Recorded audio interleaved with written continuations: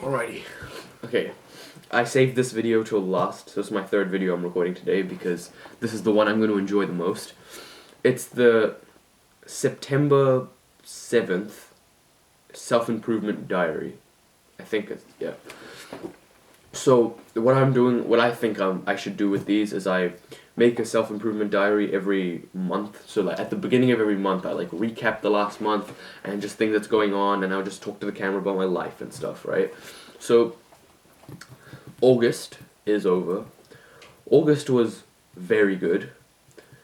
So I'll tell you now, the reason I haven't uploaded a video for like a week prior to this is because I was at a football tournament for school, and we were staying in a different city. We were staying in Whangarei, and I did upload videos while I was there. So I think I had 6 or 7 videos.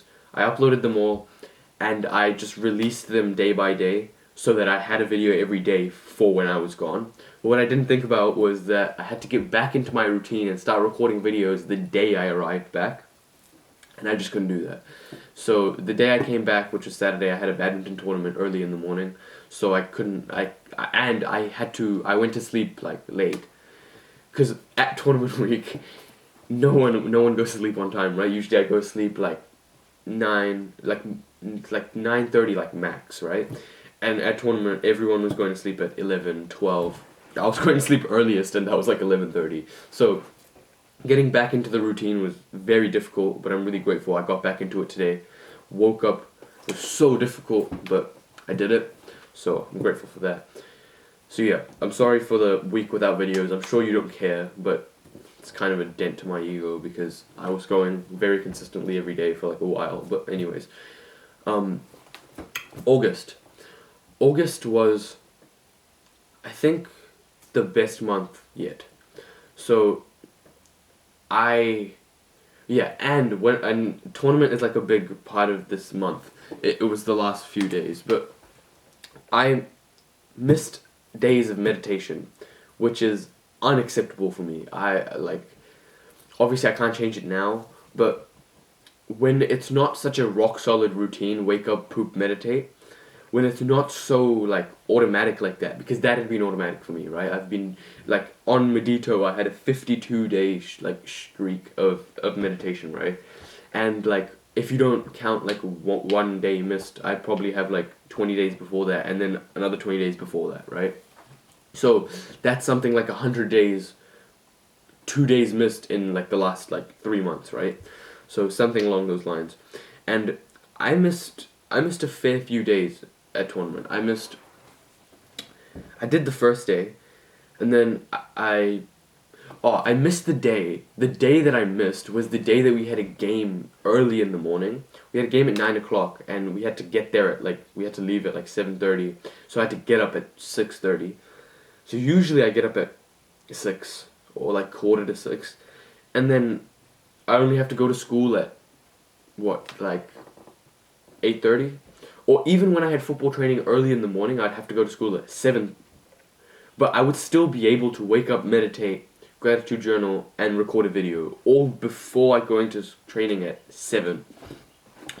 But there, it just like, yeah, it's different, you know? And it challenged me, and I kind of crumbled under the challenge. So, I missed a few days of meditation there. But other than the last week, August was great. I can do a lot of push-ups now, which I'm proud of. I can a lot, probably not a lot for regular people, but I can do 15 push-ups like properly, which is like, I'm proud of myself for that, because just like last year I could barely do like 10 push-ups with good form. I could barely do 5 push-ups with good form, really. But yeah, I can do push-ups now. Man, I swear there was more I could talk about. This is going to be an awkward silence, and I'm going to leave it there just to let you ponder your thoughts while I ponder mine.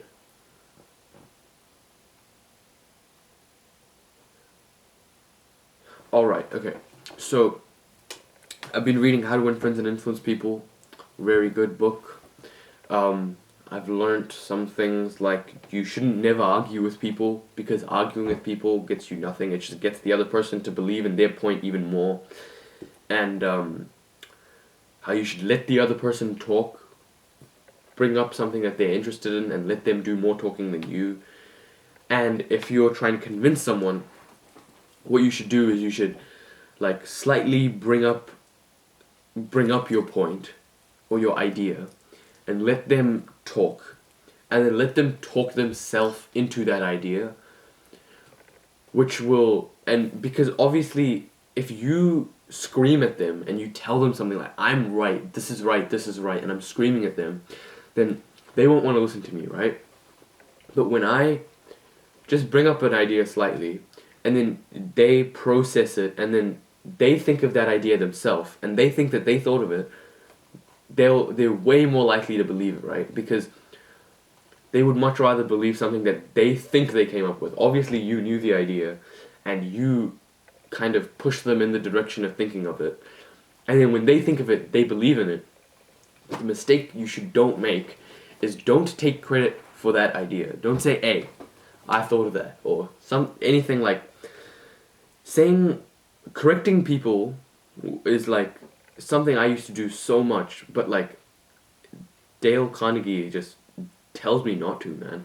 He keeps saying like you'll be very tempted to like correct them or tell them they're wrong, or take it for like to try and protect your pride and like take credit for an idea that they think they thought of but you really did. And it's and the one sentence he says that really, like, I don't know, it just really hits me hard, is any fool can do that. But it takes a real man. He doesn't say it takes a real man, but that's what I'll say. It takes a strong man to control yourself and let the other person take credit for something you've done, right? Obviously, this isn't in every scenario, right? If this guy says a fact and it's wrong, don't be like, actually, it's not. Like, because there's no need to, like, set off, like, any anger, right? If it's not hurting you, if it's not harming you, just let that guy think he's right, right? Unless it's a big deal, obviously. Don't take any of these out of context. Like, if someone has stolen something from you, don't be like, you know what, any fool could scream at this guy. Like, no, if someone's stealing from you, punch him in the face and take your stuff back, right? Just, yeah, that's the thing you can keep, so there's this takeaway from this thing, is think about, what would the strong man do? It's very similar to what Hamza says in his videos. What would Adonis do? Like, any fool could scream at you for stealing their idea, but a strong man would control himself and let you take credit for the idea and push you towards. He would make you come to the point yourself, and then you will think of it so that you believe in it, rather than me arguing it to you and you not really believing in it, right? So, could any fool do that? Keep that in mind. Yeah. So, yeah, keep that in mind.